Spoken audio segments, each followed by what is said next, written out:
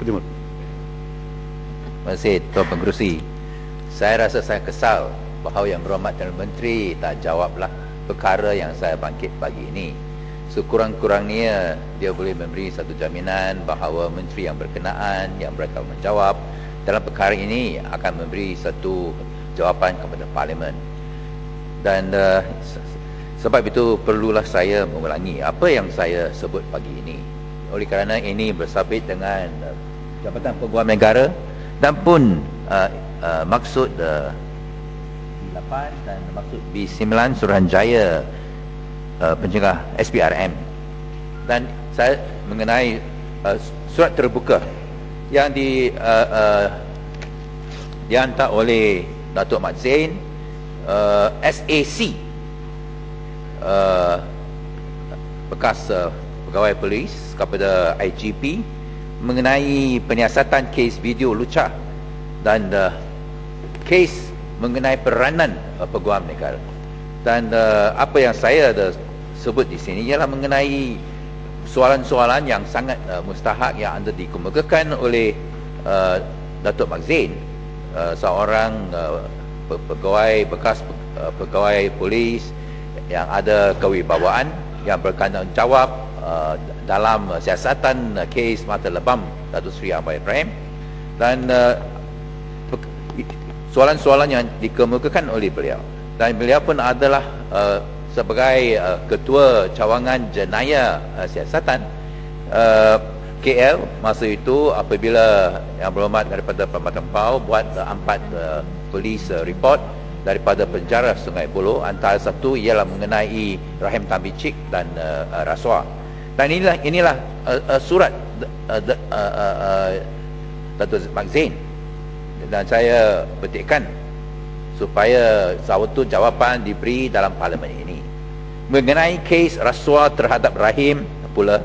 BPR masa itu, BPR tiada SPRM, dan Jabatan Peguam Negara mengesahkan dalam laporan mereka bahawa terdapat keterangan yang mencukupi untuk membuktikan kes prima facie terhadap beliau. Malahan Jabatan Peguam Negara telah menyediakan 4 pertuduhan kesemuanya, iaitu 3 pertuduhan di bawah Emergency Essential Powers Ordinance nombor 22 1970 dan 1 pertuduhan kerana membuat statutory declaration palsu di bawah Section 199 yang boleh dihukum di bawah Section 193 Kanun Keseksaan.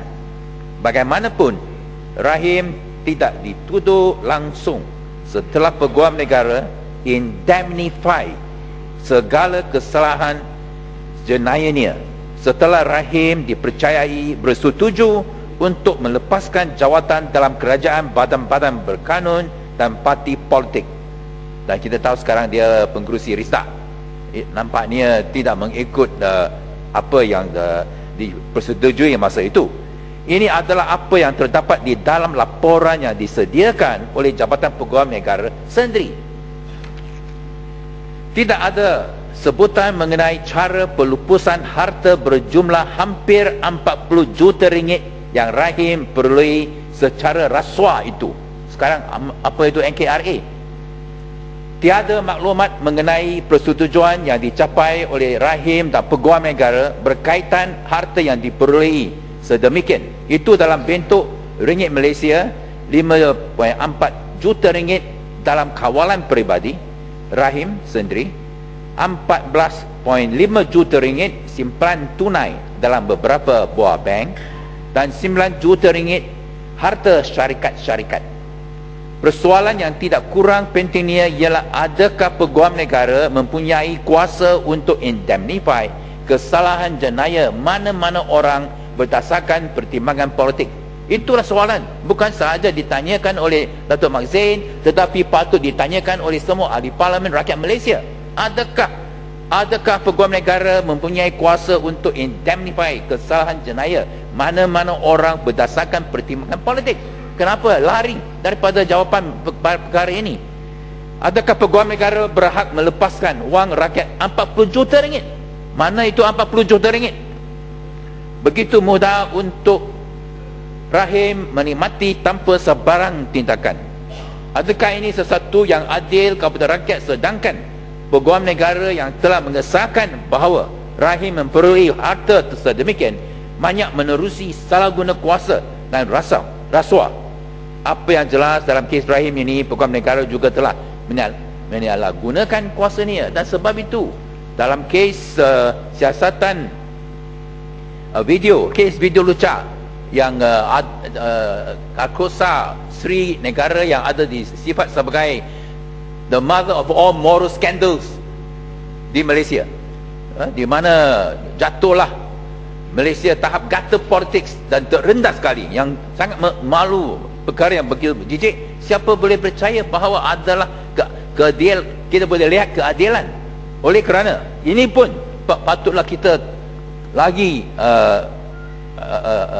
ulangi. Dan inilah apa yang beliau tulis kepada IGP. Saya yakin sepenuhnya bahawa PDRM mampu menjalankan tanggungjawabnya, menjalankan siasatan tersebut secara profesional dan berkecuali, dan tidak terpengaruh dengan tekanan mana-mana pihak sekalipun, lebih-lebih lagi di bawah pimpinan Tan Sri ketiga ini, ialah IGP. Namun begitu, kertas siasatan ini kelak akan diteliti dan diputuskan oleh Gani Patil, peguam negara.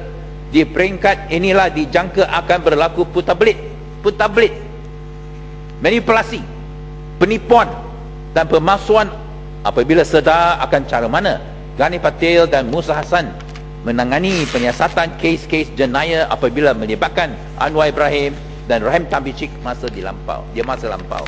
Kita perlulah jawapan, dan kalau tidak ada jawapan, ini lagi satu moral scandal yang nombor kedua besar.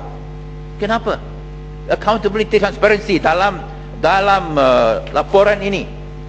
1 tahun Government Transformation Program transformasi kerajaan 1 tahun, kata bahawa adalah pencapaian yang begitu tinggi. Tetapi dalam kes, dua-dua kes ini menunjukkan bahawa kerajaan Barisan Nasional di bawah pimpinan yang berhormat daripada Pekan, isu yang begitu penting mengenai integriti, keutuhan, kredibiliti kerajaan, tidak berani untuk memberi jawapan. Saya harap bahawa dalam peringkat jawatan ini bahawa kerajaan tak larilah beri jawapan. Kalau tidak beri jawapan, ini bererti bahawa kerajaan Barisan Nasional guilty as charged. Sekian, terima kasih.